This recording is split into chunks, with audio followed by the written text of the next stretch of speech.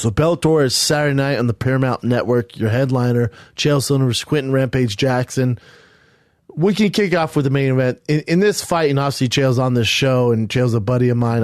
Rampage is too, but definitely close with Chael. But it's at heavyweight. You know, Chael's coming in about 214. His cardio is going to be a lot better than Rampage. If you've seen Rampage lately, he's looking pretty thick.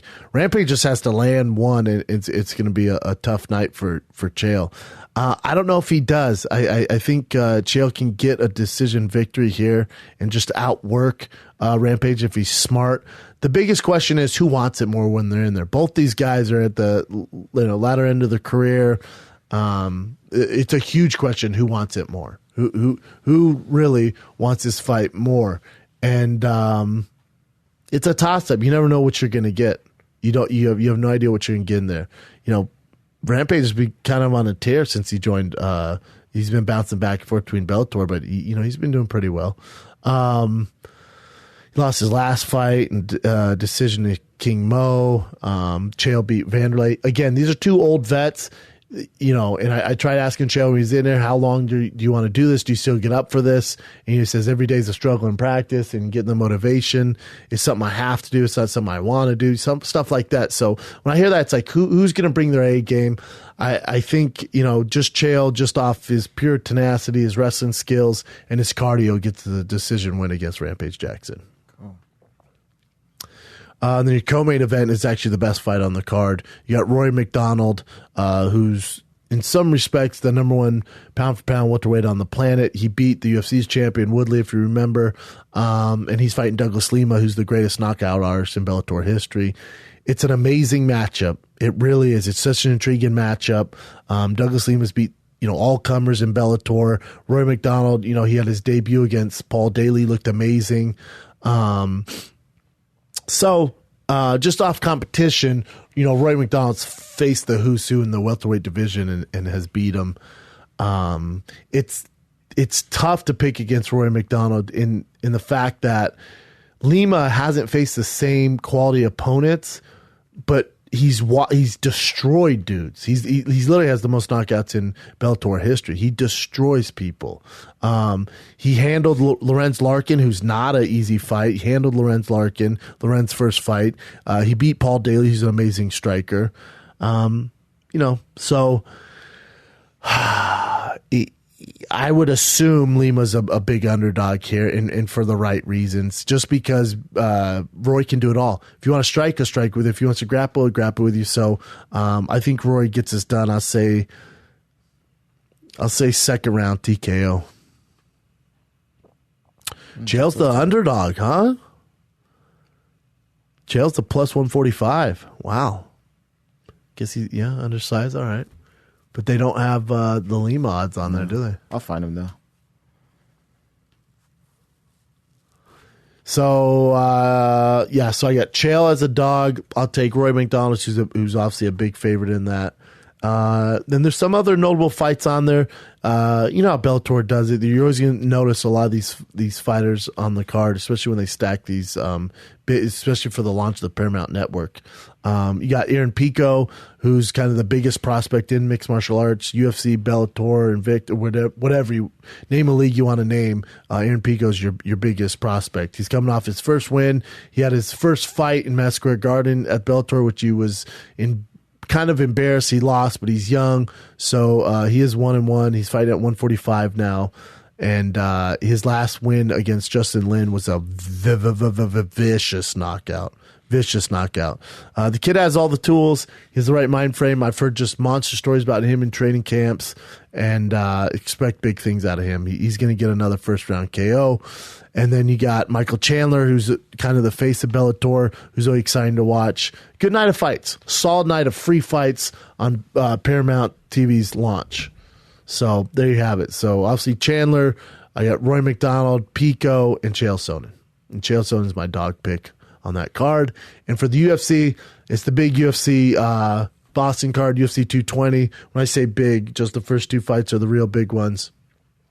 So we'll kick it off with Daniel Cormier versus Our boy Volkan Ozdemir, who, guy went from unranked, now he's the number 2 guy ranked in the world, and he's fighting DC on this huge card in Boston. So tip of the hat to that man. I just don't see how Volkan can beat him. As far as matchups, it's a nightmare. It's a nightmare of a matchup for Ozdemir. Prior to this, he's basically fought all strikers. Yeah, he murked Misha, he murked Jimmy Manuwa. He had a split decision against OSP. So if you look at his fights, they've all been stand-up guys. OSP can wrestle a little bit, not in his nature. Misha can grapple, but he's more of a striker. And then you got Jimmy Manuwa as a complete striker. So he's fighting all favorable matchups.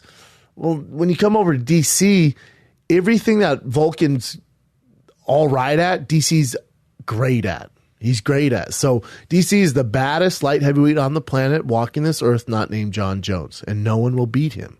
So I just think Ozdemir just doesn't have the tools to do it. I know he has a puncher's chance, and I get that, and he's walked through these guys. Those guys have all been, they can't hold a candle to what DC's resume will show you. So I think DC will get, I'll say, a second round submission. I think he takes him down. I think Ozdemir gives him his back, and he chokes him out. In the main event, have you seen the odds on these yet? Yeah. Let me see the odds. Kind of close. You got Francis at minus 175, Stipe plus 165. For a heavyweight fight, that's pretty freaking close. That means they don't know what's going to happen. DC basically minus 300. That's fair. So Francis Ngannou versus Stipe. Everyone's scared of Francis. He's this boogeyman. He's knocking out everyone. Well, remember, all the guys that Francis has knocked out, Andrei Arlovski, long in the tooth. Alistair Overeem, long in the tooth. Been knocked out more than anyone in the UFC. I'm not downplaying how much of a monster he is. What I'm downplaying is Stipe has knocked out more impressive opponents. Stipe knocked out Andrei Arlovski. Stipe knocked out Alistair Overeem. Stipe knocked out Verdum. Stipe knocked out, destroyed Mark Hunt. So you just look at his resume. He's beat Junior Dos Santos twice. He's beat Gabriel Gonzaga. He beat Roy Nelson. If Stipe were to pull this off, be an underdog, and if he were to beat Francis Ngannou, he's your best heavyweight of all time. And if he could get that Kane fight after this to cement that and make it very clear that he's the best of all time, that would do it. But even without that, I think if you were to get by Francis, he'd be your best heavyweight fighter of all time. Hands down. You look at his resume, beating Junior Dos Santos, Mark Hunt, Andrei Arlovski, Fabricio Verdum, Alistair Overeem, and now Francis, who's just this unstoppable force. We don't know how he's going to win. That being said, I don't know how he's going to win. I have no idea how he's going to beat Francis. We really haven't seen a chink in Francis' armor. The only thing, if you're a Stipe fan, you can go, hopefully you can drag him in that 3rd, 4th, 5th round. Getting to that 3rd, 4th, 5th round is going to be a bitch. It's going to be a bitch. It's going to be tough to get there and not get freaking starched. And one of the reasons why this fight scares me for Stipe is Stipe does get hit in the Junior Dos Santos fights, in the Overeem fights. He does get hit. So, but that being said, he avoids the big hits, and he guys against Mark Hunt, Andrei Arlovski, Overeem, Verdum, all these guys hit hard. Junior Santos hits hard. He got through that. I just think Francis actually hits harder than those guys. And Stipe does come in on a straight line. He goes north to south. You don't see a lot of angle changes from Stipe when he's engaging. What else bothers me about this fight with Stipe is Stipe doesn't use his wrestling a lot. Name the last guy that Stipe tried to double leg. Name the last guy that he's ankle picked. He likes to strike. He likes to make it a grind, get an underhook, a dirty box, knock you out from outside. All his finishes are KOs. All his finishes. He just beat the brakes off Mark Hunt for 5 rounds, TKO. But other than that, most of his knockouts are standing. So you're not getting a lot of wrestling, a lot of submissions from Stipe, which is alarming to me because I think with Francis, he hits so goddamn hard, you don't really get to make mistakes. And I think Stipe does make mistakes, and he goes north to south. He doesn't go east to west. He doesn't use a lot of head movements, and he doesn't really throw kicks or mix it up, takedowns or strikes. He's either striking or he's taking down, but he doesn't mix those two up. And for a guy like Francis, it's easy to defend. And I think it's just a matter of time, over 25 minutes for Francis to catch Stipe, unfortunately. So I will go.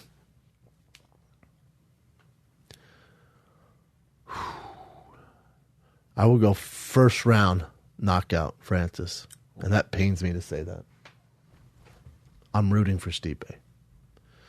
So yeah, DC, I'll say second round rear naked choke, and I will take Francis via knockout.